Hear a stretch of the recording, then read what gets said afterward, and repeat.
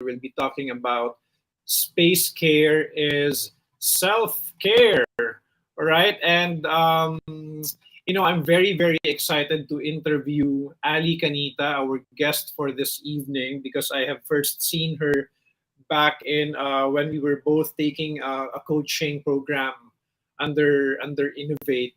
And she is a certified life coach and executive coach. She is also a professional organizer. And there were so many before we started, or before I started, all right? Um, we were talking backstage earlier about how I have been to my own journey of minimizing or minimalizing my life as well. So she is a decluttering coach and a member of the International Association of Professional Organizers, and her mission is to make the essential shine brighter by coaching leaders at home and at work to establish clarity and alignment in their lives. All right. She is also a mindfulness and intentionality advocate. So we'll be talking about that as well. She is also a certified mindfulness and meditation teacher and a Reiki Level 3 and Seraphim Blueprint practitioner. And she started her purposeful coaching business after her 10-year marketing career in the Asia Pacific healthcare industry. A wife, a mom of two, a nature lover, and a certified Bokashi practitioner. Later, let's ask her what Bokashi is. Okay, let's all have Ali. Hi, June. Hi, everyone. Hello. Good evening. Hello, everyone, to the people who are watching us or who will watch us all over the world. All right, in this another episode of Spaciousness. So, Ali, as I was telling you earlier when we were at the backstage, that I also had my share of decluttering my apartment before when I had some mental health challenges. And it is one of the things that actually helped me to the point, actually, that as what I've mentioned, I was left with a little less than one suitcase, and that was my whole life in it. So tell us, what does a cluttering and alignment coach do? But before you answer that, again, you might like to greet the people who are watching. Hello, hello. So, June, that must have felt so light, right? Like It letting felt go of right. so many things. So that's basically that's what I do. I bring lightness. I bring lightness basically, and also awareness. So I do that through decluttering. So decluttering is a process of letting go of things that you don't need anymore, things that are holding you back, things that are actually representative of um your own beliefs. So like for everybody else, like for everyone who has their own space, and as an example, I've colored my wall yellow, orange, all of these colors because those are the colors that I like. So what I mean is the things that are surrounding us are reflections of our own decisions. And if they are still there in your spaces, things that you don't need anymore, things that are just piled up or stuck for a long time, it's actually a decision that you made, a decision to let it get ignored, a decision not to face it, a decision not to share it, a decision not to use it. And so when there are a lot of things around us, it makes it even more difficult to focus because we're highly sensitive beings. And whatever we see automatically creates a thought in our minds. Everything that we hear, we smell, we touch, we feel. Literally, it has an impulse in the brain that creates a thought. And so when there's so many things around us, there are also so many things that are competing with their own attention. And that's what I Mm. do. I declutter, lessen the things that are taking away your attention to what's really important for you. And that's why my mission is to make the essential shine brighter through decluttering. All right. So your mission is to make the essentials shine brighter. So can you tell us more about what you mean by essential? essential, what's really important, what you value the most, what is could also be your reason for existence, or could be like things that are really valuable for you. You if there's a chance that you will that you will lose everything, these are the things that you will keep. And spiritually, it's really who you are without your possession, without your possessions, without your certifications or whatnots, you're still you. So that's why Positions and possessions. I like that. positions and possessions. Yeah, so maybe feeling lighter also literally lifts the heavy lifting, lifts off the burden that we're carrying with everything that we consider as an attachment, something that we cannot really let go of. And it's so difficult to always move forward by carrying so many things. And it's not just like, physically, because anything that is physical is a representation of what's also inside us, our thought patterns, our beliefs, even emotional attachment. The reason why we cling onto a photo perhaps of our ex-boyfriend from before is because it happened in the past and maybe the picture can already move on by taking it away, but the reason why the picture cannot move on in our physical space is because it's still within us. So come with excess in our surrounding, also the emotional baggage that we have. Mm-hmm. And Yes. it feels like I think what you were saying was, when we declutter, we also somehow unload ourselves of the unnecessary baggage, Mhm. right? Yes. Okay, so I know you started your home organizing business. So I'd like to ask, what was the or what's your inspiration behind your home organizing business? Well, because I was also in that experience. I lived in a house. It's our family home for perhaps about 20 years. But the house right now is already like 30 30 years or so. So my whole life, my whole life before I left home, I lived there. So I left my house when I was 26. So back then I was still sharing my room with my twin brother and my sister, and it was really jam packed. Like until now, it's still kind of jam packed because of things from the office, my mom's medals. There's so many. There are a lot of memorabilias, and there are a lot of literally stuff, clothes. And so when I left that house when I was 26 years old, I was able to experience a life really not having literally only the basic things or the necessities, like just a bed and a small wardrobe. So I was living in a studio when I moved to Malaysia by myself. And that really opened my eyes. I was like, it really feels so good to have my own space and at the same time not really have so many obstacles going inside the room. You get what I mean? So that was the beginning of it all. And I also worked with my boss back then was a German. He was really like, I think he's a practicing minimalist. And while I was presenting to him, showing him my laptop, he's like, how come you have so many tabs open in your laptop? And I was like, That's what's so wrong with my me. tabs open? I mean, like, but back then I was thinking like, why are you so OC? But then I have actually, um I that's have when yeah.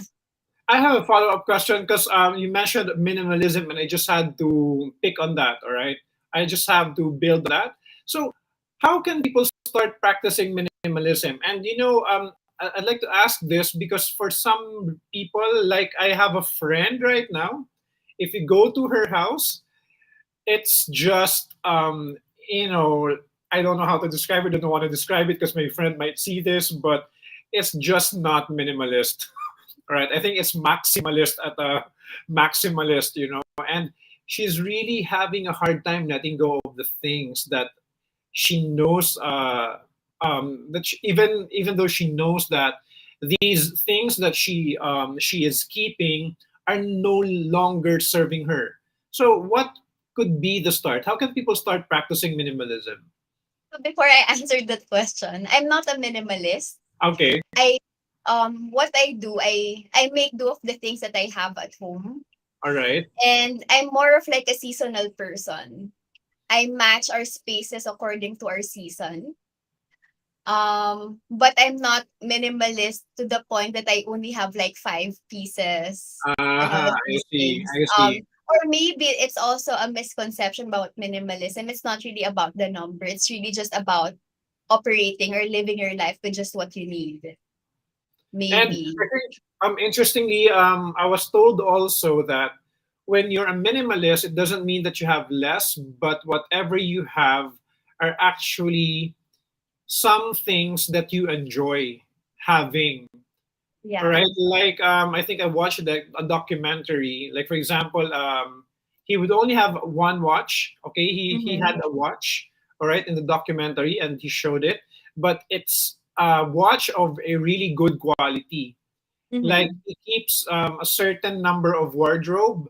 Okay, but those are all quality wardrobes. Yeah. All right, and those are the things that spark joy with him or in him rather. Mm-hmm. Right. So is it also do you think it's also an observation that we can have from minimalists? Yeah, yes, could be. So how can people start practicing minimalism? I'm an advocate of intentionality. Mm-hmm. Finding meaning in your decisions, making it really meaningful instead of just making decisions out of spur of the moment, or just because everybody's trying to be a minimalist and maybe it's also time for me to do the same thing. So start with your intention. Why do you actually want to be a minimalist, or why do you want to minimize your possessions? So that's really important, your intention. When I started, because I was living in a cluttered home before, and so I thought I cannot get out of it, but I had a reason for me. I had an experience that allowed me to get out of the cluttered home and actually create a home that really fits my need. And so if you are thinking of practicing minimalism or just creating a tidy home, the most important thing is really your intention. Because for some people, it already can get overwhelming. And when it gets overwhelming, you go back to your intention. So it roots you back, it grounds you back to what you really want. What And is your intention? what is your intention? That's really important. And um, especially when you've been very busy going over your to-do list, going day in and out doing the stuff that you want, but forgetting about your spaces, you will always have the reason why not. Because I don't have time, because I have so many things to do. And so when you become clear with your intention, it can suddenly just shift your perspective on how you want to maintain and organize your space. Yes, and simply going back to the beginning or the intention of why you chose to start it in the first place, right? Yes. So, Yes. how important is intentionality in creating a caring space? Because we're talking about space care is self care. So, how Mhm. important is intentionality in creating a caring space? Yeah. So in terms of self-care, we go back to our basic needs as humans. So I think it's five. Food, clothing, shelter. When it was taught when we were kids. So shelter The is really a lowest, basic, yeah, the lowest in Abraham Maslow's hierarchy. All right. Okay. yeah. So but most of the time we always connect shelter as a roof over your head and the walls so that you are safe and secure.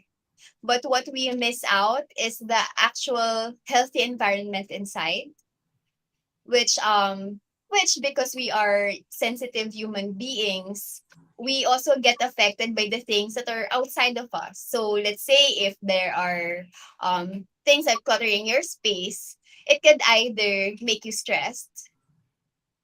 It could also become a place where dust can settle easily. And so it Mm-hmm. will have an effect on your nose. Some people will have allergic rhinitis. Yeah. Uh-huh. And if you don't also take care of your space, even if you have a roof over your head and wall that's surrounding you to protect you, but because it's unkempt, it could also be a home for pests. So that physical level.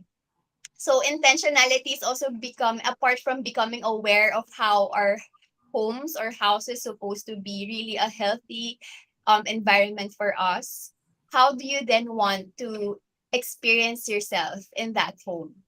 Do you want that whenever you go home, you have that space for you to relax, to recuperate from a whole day of work?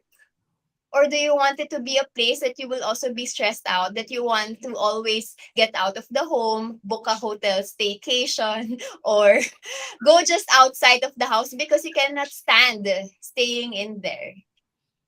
So becoming more aware of how it's important is the first thing. If you don't know that you need it, then you will not be intentional about it. And because you already know that how the importance of the home, of having a tidy home, then you can become more intentional and then level up with how you want to enhance your experience. How about those who say that they're used to chaos? On there are some people who would use how do you call that Organized mess or organized organized chaos. chaos, right? Organized chaos. So what can you Mhm. say about that? Well, we adapt to our environment. So if our environment is streamlined, then when our environment is streamlined, then our activities will also be streamlined, become more productive. But because our brains or our bodies are so adaptive, it can even adapt to organized chaos. So for people who usually say this to me, I would say, how about what were you able to experience? How it feels like to have a space that really supports you and doesn't give you this chaos. Because what one thing we notice is like when in terms of stress level, some people really have a high threshold on stress levels. Like because they're just in chronic stress All and the they time. don't feel like they're stressed. But in reality, the cortisol level is still there. The stress level is still there. It's just that as a person, you were able to adapt to it. But how can you make it better for your space? How can you actually create more space for that extra creativity instead of you always having to go through the same system again and again, making you tired, even if you perform? But what if I fix this? How many 10x or how can you exponentialize your performance if everything is you know um created or designed perfectly for your productivity or performance? Okay, with when you have clients, okay, I am just curious. Have you ever had a client who's had a hard time letting go, and how did you deal with it? A lot of us, well, because we're all unique, there are different types of attachments. And the hardest one that I had to deal with, or the hardest one that I experienced, something related to losing a loved one. Okay. So that's the topic is really sensitive and it's something that I also do not want to push. And it's also something that you do not want to rush, right? So because we also have different you know we I'm not it's not about having different levels of attachments. It's just that we go through different things. And knowing that decluttering is a good thing for them, but it could also be a bad thing if decisions are rashly made. And so for those moments, for those instances, time is my friend.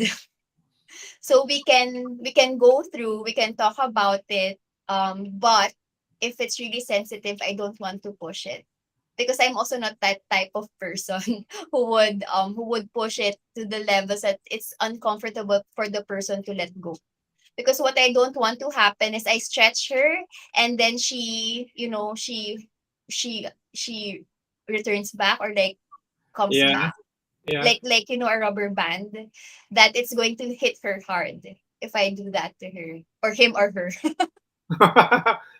All right. Well, that's really interesting. So what we're saying is,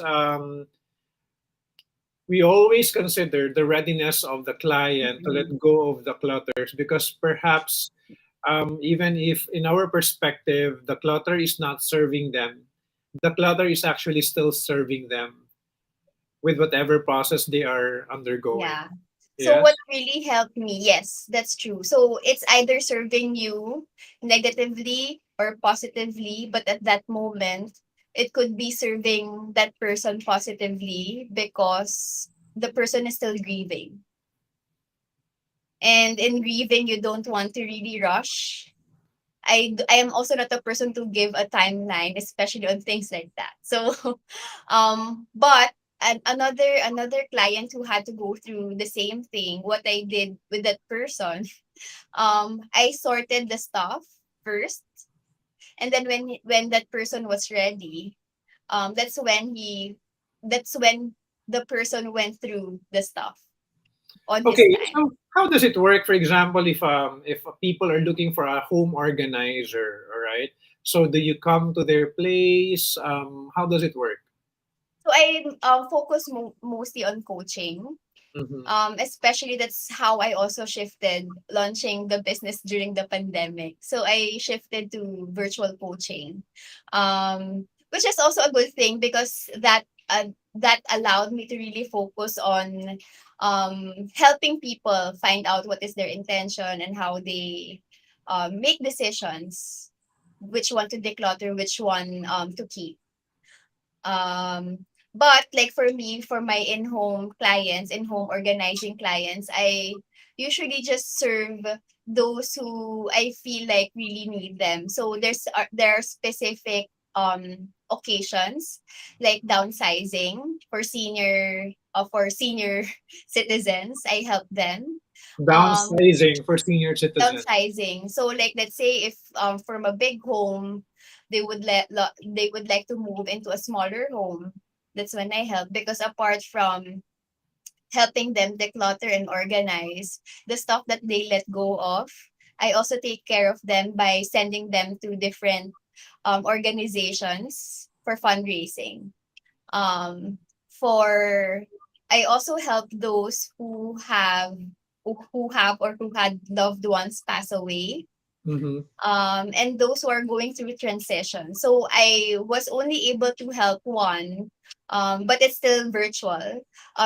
Someone who was expecting a baby and needed a space for the baby. So only those things, because like me, I personally believe that going through your own possession is a journey, and it's a transformative journey. And to make it more sustainable, you will also have to put your own skin in the game by doing it yourself, aside from coaching with me. Because in the States, there are a lot of professional organizers. It's just that it becomes a recurring thing. Just come back here after a party.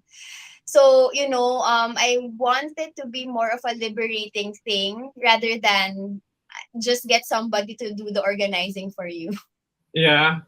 And I think also the involvement is one important ingredient for the person, so that maybe the action would translate as well to unloading of whatever emotional baggage there may be. Yes.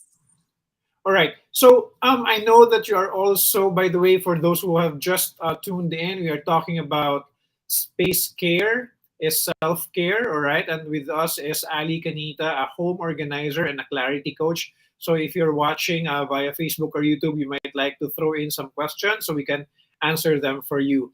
But here's another thing. I know that you are also a mindfulness advocate. All right. Aside from being an intentionality advocate, you're also a mindfulness advocate. So I'd like to ask, okay, it's a basic chicken and egg question. Which comes first?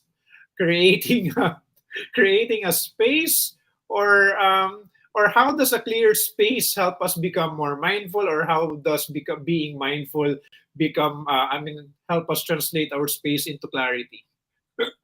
Well, for me, um I would love to believe it's really more of being mindful first, becoming more aware first. Um because like for me, I guess for me personally, I didn't know that clutter was really affecting my productivity level. I didn't know that clutter was actually like, I didn't know that I was attaching my self-worth to the amount of clothes I have, to my possessions basically. And so when I realized, something really has to change, then I just became more mindful, like literally become more aware, become more mindful of my time, become more mindful of how I spend, how I accumulate. And that really transformed how I deal with my spaces. There, it could be for some people, like, because when I also shared with you earlier that when I moved out and I lived in a home that only has the bare essentials, it also opened my eyes to it, but it was just fleeting. Afterwards, you will see the space getting filled up again. So it's literally, literally and figuratively creating space. Mhm. Literally creating a space, all right, by perhaps lessening the physical presence of objects around you, and at the same time, it is actually helping you have more headspace so that you can reserve that space for maybe the more important decisions that you'll have to make. Yes. Yeah. So, and it's also proven in studies in related to psychology. When we ground ourselves, when we become more to make decisions. All So right. it really starts with, I sorry, did I lose you? Did you lose me? Yeah, I don't know who lost whom, So I'll but just repeat so that. you were I was saying saying the something importance, okay, the importance, yeah. yeah, the studies. So I read one study that said grounding and mindfulness actually help executives or people basically make better decisions. Or it's easier for them to make decisions because they're grounded and they're mindful. So how do I relate it with decluttering? In decluttering and organizing, it's actually a marathon of decisions you're going to make with each item that you have. Do I let it go? Or do I keep it? Do I give it away? Each and every item, right? And so, if you are overwhelmed before you even declutter, how can you go through the whole marathon of it? So that's why I believe in putting mindfulness and intentionality in decluttering, so that it's easier for you to really let go because it becomes more meaningful, and it becomes easier because you're rooting it back or grounding it back to what you really want. So the mind and the heart space will really help you clear literally your space. Literally and figuratively. All right, so what do you think are the first steps to decluttering and organizing space?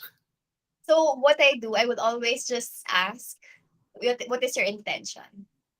Because you intend first. You put it in your mind and in your heart first before you actually do something. So in transformational coaching, it's be, do, have, right? Yes, be, do, So have. beingness, yeah. It's really important to become intentional. What is it that you really want? And then notice your space. So this is where the mindfulness part come in. Map your space. Map your space in such a way that you will draw it, what you see, where the bed is, where's the cabinet, where's the bathroom, etc. And then stop.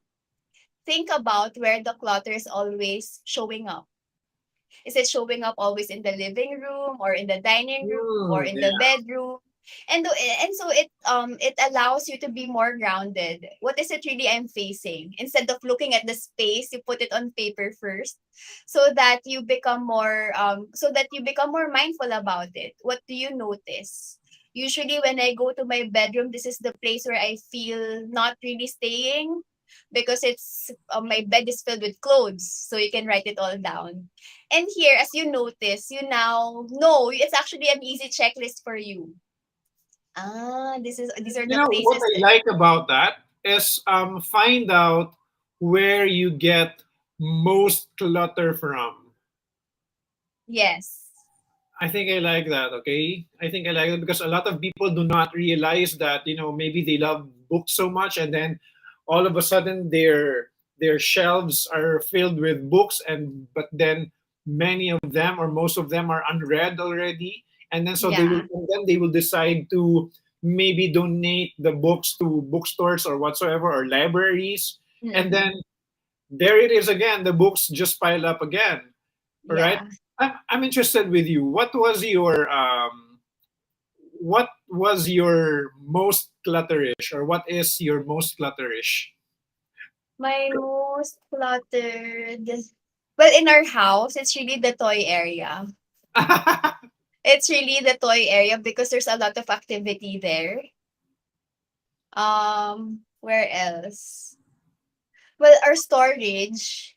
Um, well, it looks better now, but because I haven't been back to the storage in a long time, so there must be a lot of clutter still in there.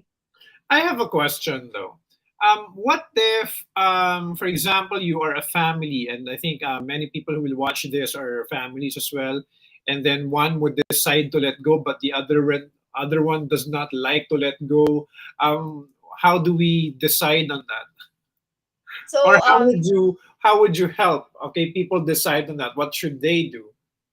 okay, so I first ask who is the real owner. Yeah.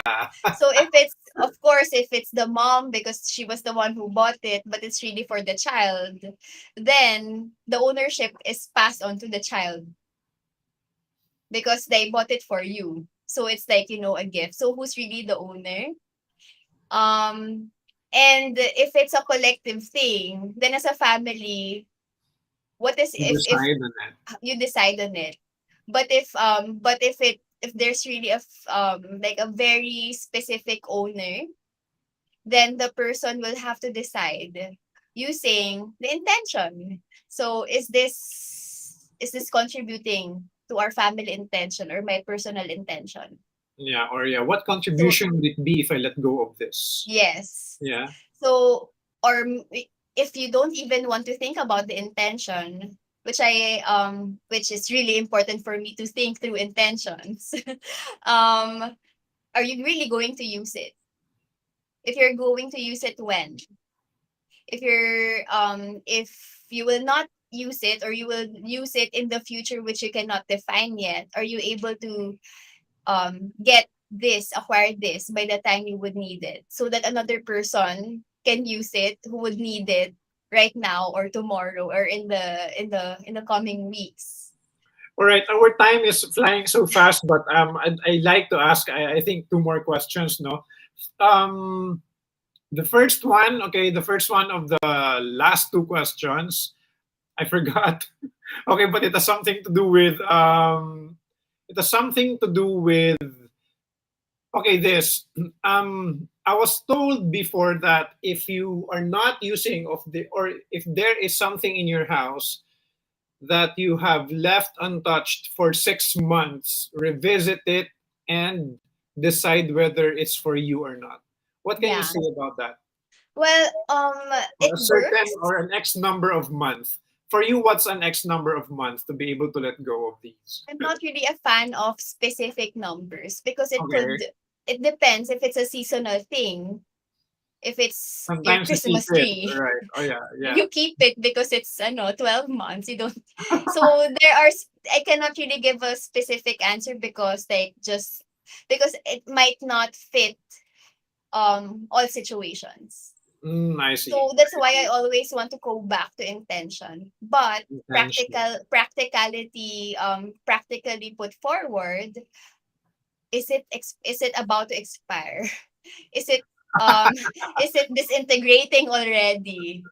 You know what I Is it mean? nang Like, are is it you is it nangangamoy na, no? yes, yes, yes. So, because those things I cannot really give a specific number of months, right? So if you haven't used it for 6 months or whatever, and then you go back to it, check if it's really still usable.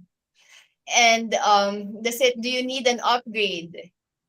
Or maybe it's something that it's something that represented who you are before but who you aren't now, perhaps a tennis racket, or something related to your hobby that you haven't started with and you actually don't plan starting at all. I So you remember have to let go of a lot that. of people would buy gym equipment and then they would just use it for maybe a month or two, and then after several years or after a few years, it would just be there with all the cobwebs Rust. and spiders and rust and different pests, and the pests are the one using it for workout. Exactly. So But it imagine really when has you just something. Okay, Yeah, continue. sorry. So Imagine. imagine when you immediately just made the decision, oh, it's not working for me, or it's not me. Then perhaps you could have sold it, or you could have shared it with somebody who really wanted it, but they just didn't have the funds to buy it. So we really go back to the intention. We Mm-mm. always go back to the intention. Okay, for the last question, our time flies so fast. Um, this is one of my favorites, actually. When I read your profile, you advocate for heart-centered homes. Can you tell us more about this? So And heart center, yeah. what makes a heart-centered home for you? Well, a heart-centered home, for me, is something that is rooting back to my intention, to my heart's desire, and being able to express it in the spaces. So a heart-centered home will allow harmony, because that's what I also value, being important, considered very important in our lives. Joy, something that we also value. But so heart-centered homes are created, created from your heart's desires, and being able to express it in your space. So because I want joy and love at home, so our pantry will also look the same. What joy could mean, like having healthy food, or could also have those food that will make us happy, from not all the time, like those sugary ones, but it's very intentional, very so much, it really showcases what I really want from within, and that's a heart-centered home for me. Because most of the homes, I notice, this is just me, are based on what they see. I want a really big space because another person's house is big. Like, I want it to look Japanese because that's the in thing. But where's the Yeah, heart there? right. Yeah. It's all because you are trying to keep up with the external world that you see, but what's really important for you? What really suits you and suits the life you are in, suits the season you are in. So yeah, for me, that's a heart-centered home. So if it sparks joy, harmony, and love, keep it. If it doesn't anymore, then maybe you'd like to reconsider keeping it. Okay, but also a reminder for everyone that no one's forcing you to declutter. All right, there's also, I guess, a respect to your readiness. All right, a certain sense of respect to your readiness whenever you're ready to let go. But okay, so I have a lot of questions there, but I have to cut this now. All right, we're already around 40 minutes. But any other things that you'd like to tell to our listeners or to our audience right now of Yeah, so how to make their space care for them, or how yeah. caring for their space is actually caring for themselves. Yeah, so the first thing that came to mind is also giving yourself time to pause, giving yourself space. So when you pause, when you give yourself your space, then that's a time you're able to just, sit down, relax, and really find out what do you really want. And then when you do that, you might just be able to find, become to have this powerful driving force that will help you begin decluttering by just being able to pause and sit still for a few moments. Thank you very much. All right. Again, that's such a wonderful conclusion to this cast.